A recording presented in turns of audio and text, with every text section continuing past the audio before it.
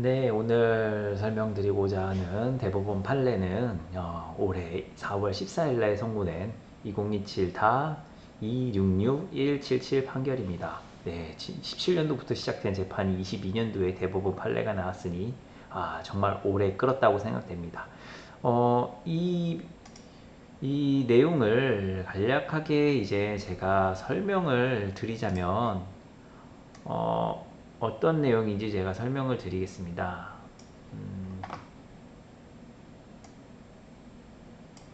크게 하고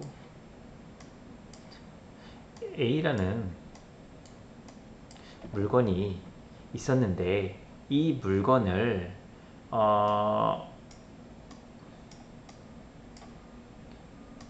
갑이란 사람이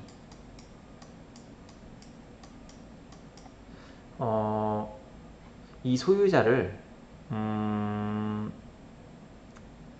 뭐라고 할까요? A-라고 얘기를 할게요. 소유자를 A-라고 하고 A가 갑에게 돈을 빌려야 되는데 그냥 빌릴 수가 없어서 뭐 근저당이나 뭐 다른 담보물건들도 있지만 여기 사례 같은 경우에는 A-가 갑에게 가등기를 설정해 줍니다.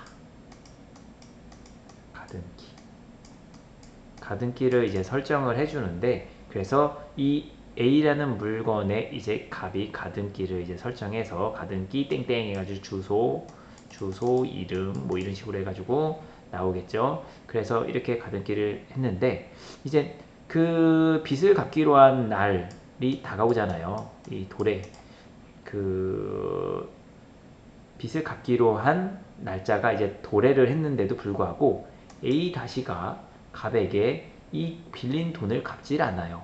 그러면 이 갑 같은 경우는 본인이 가지고 있는 그러니까 A-라는 사람에 대한 채권이 있을 거 아니에요. 예를 들어 2억이라고 가정했을 때 2억만큼의 채권을 가지고 있고, 이 사람 같은 경우는 피담보 채무액을 가지고 있는데 이 채권을 이제 A-에게 받아야 되는데 지금 받을 수 없는 상황이 되기 때문에 이 갑은 이 가등기를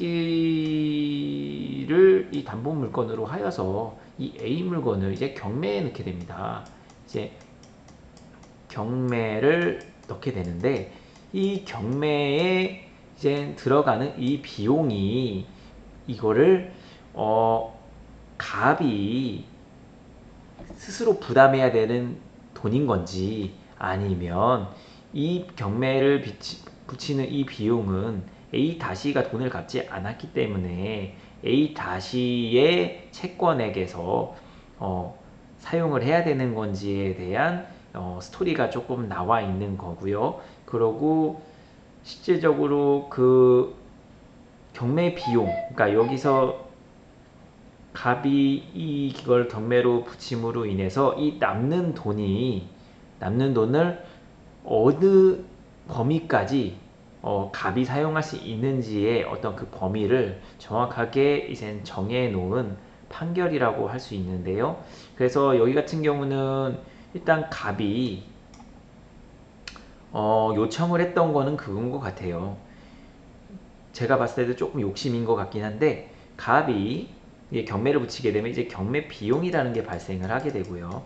이 경매 비용은 그 경매 절차를 진행하는 그 비용뿐만이 아니라 감정평가니, 그다음 현황조사니, 여러 가지 어떤 조사하는 사항, 그 다음에 서류를 보내는 성달 사항, 이런 모든 비용들은 이제 경매 비용으로 쳐서 이제 경매 진행 시 이거는 이제 채무자 부담으로 진행이 되거든요.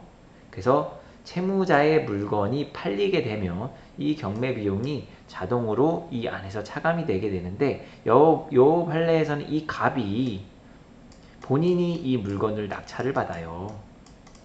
낙찰을 받는데 일반적으로 낙찰을 받게 되면은 이 낙찰을 받아서 이제 법무사를 껴서 소유권 이전 등기를 하잖아요. 소유권 이전 등기를 하고 그 다음에 또 하게 되는 게 이게 취득을 하기 때문에, 소유권 이전 등기를 하기 때문에 취득세를 납부를 해야 돼요.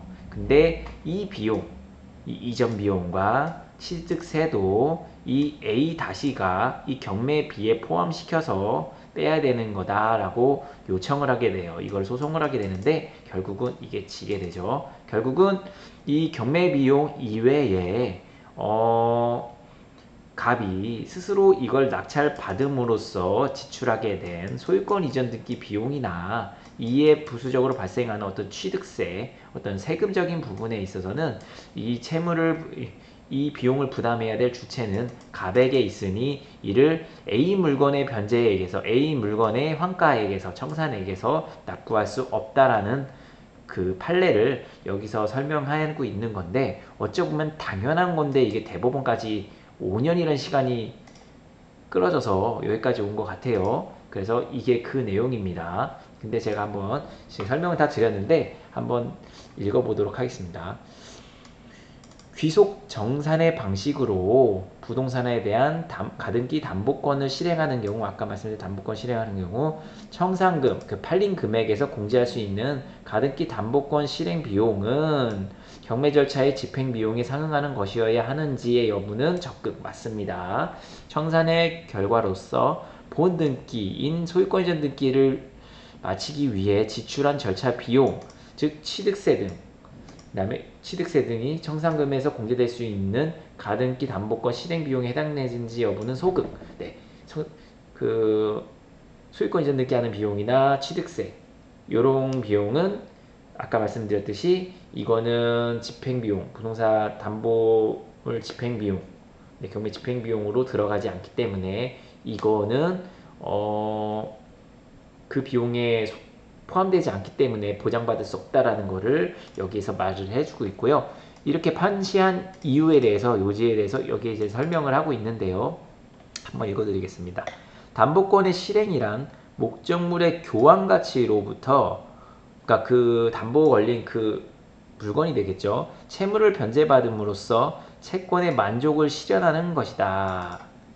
일반적으로 우리가 담보를 걸고 그 담보를 건 거를 뭐 어떤 경매를 통해서 경매를 통해 진행하는 이유가 이거를 교환 가치를 통해서 내가 빌려줬던 그런 어떤 채권을 그걸 변제받기 위한 거거든요. 그것을 만족 실현하는 것이 목적인데 담보 목적물을 매각해서 현금화하여 채무의 변제를 받는 것이 담보권의 전형적인 실행 방법이고 담보권의 성격이나 합의에 따라 담보물 가액에서 피담보 채권액 등을 빼고, 그러니까 그 담보를 건 그 물건에서 그 빌려준 돈, 피담보 채권액 등을 뺀 다음에 그 남은 금액은 이제 채무자한테 남은 금액이 있다면 채무자한테 돌아가잖아요.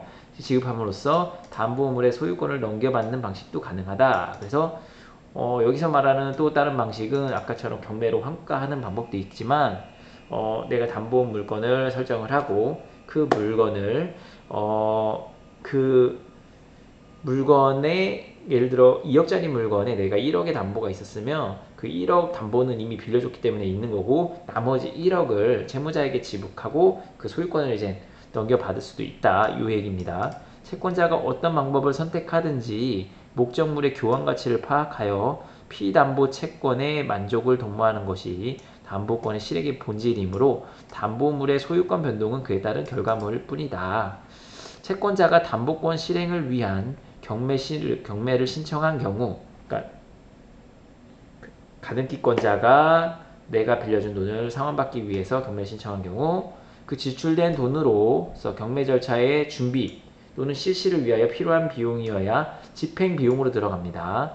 이로써 배당 재단에서 우선적으로 변제됩니다. 그러니까 즉 경매 비용은 아까 말씀드렸듯이 그 해당 목적물을 판매한 가격에서 공제를 해주기 때문에 실질적으로 그 가등기권자가 본인의 가등기 권리 금액 플러스 그 다음에 경매를 위해 사용한 비용을 배당받을 수가 있습니다.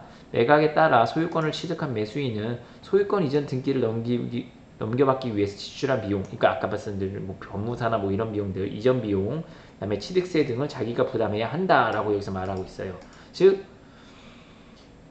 소유권 이전 비용이나 취득세도 그러니까 원래 소유자, 그러니까 피담보권자에게 부과하려는 것은 잘못됐다라고 얘기를 하는 거죠. 이는 경매를 신청한 채권자가 매수인이 된 경우도 마찬가지다. 그러니까 채권자가 그 경매 물건을 낙찰받은 경우에도 마찬가지로 경매 비용 같은 거는 공제는 해주지만 소유권 이전 비용이나 취득세 등 부수적인 비용에 대해서는 본인이 부담해야 된다라고 얘기하고 있습니다. 그래서 이런 부분은 이제 일반적으로 많이들 알고 있는 내용이지만 이 부분에 대해서 또 자세히 모르거나 좀 이 부분에 대해 확신이 없던 분들은 요 이제 판례를 통해서 좀 학습하시면 될 것 같고요. 그 다음에 제가 이걸 보다 보니까 요거 참조문헌이 있어서 이 참조문헌을 한번 봤는데 요것도 좀 알아두면 좋을 것 같아요. 내가 담보 가등기권자다라고 하는 거를 만약에 생각을 하시면 이거를 좀 읽어볼 필요는 있을 것 같아요. 나중에 추후에 내가 누군가에게 돈을 빌려줄 때 뭐 근저당을 설정할 수도 있지만 담보 가등기를 설정하실 수도 있거든요. 그래서 그렇게 되는 경우 이거를 한번 보세요.